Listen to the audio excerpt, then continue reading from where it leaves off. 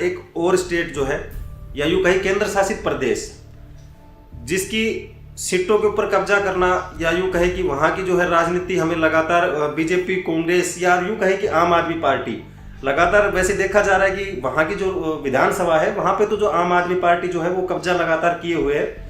लेकिन हम बात करें सर लोकसभा सीटों की, तो दिल्ली के अंदर किस प्रकार की राजनीतिक माहौल जो है हमें देखने को मिल रहा है, क्योंकि 2014 और 2019 के अंदर कहीं ना कहीं बीजेपी को दिल्ली की जनता ने जिताने का काम किया। लेकिन इस बार की राजनीति की अगर बात की जाए तो वहां पे जो है आपको नहीं लगता कि केजरीवाल का जो एक फैक्टर है वो दिल्ली के अंदर कहीं ना कहीं काम करेगा और बीजेपी की सीट घटाने का जो है वो एक मुद्दा हो सकता है?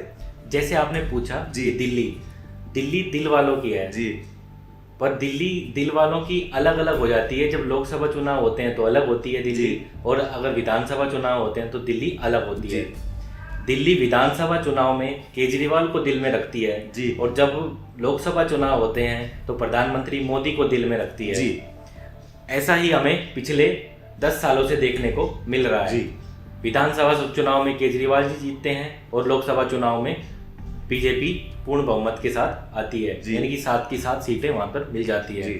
और ये लड़ाई जितनी भी हो रही है लोकसभा चुनाव की, वो भी दिल्ली के लिए ही हो रही है। सबको दिल्ली की कुर्सी पर आना है। तो दिल्ली इसलिए बहुत महत्वपूर्ण हो जाता है।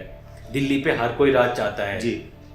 तो दिल्ली में अगर 7 लोकसभा सीटें हैं और 7 लोकसभा सीटों की बात की जाए तो जितने सर्वे आ रहे हैं उनके आधार पर बीजेपी को इस बार भी 6 से 7 सीटें मिल जाएंगी। या तो वो पूरी ही सीटें जीत जाएंगे या फिर उनको 1 सीट का लॉस होगा।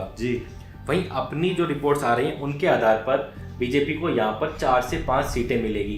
कोई बड़ा नुकसान होता हुआ दिखाई नहीं दे रहा है। क्या ऐसा नहीं है कि यहाँ पर एक भी सीट नहीं मिल रही है, सिर्फ एक ही सीट मिल रही है।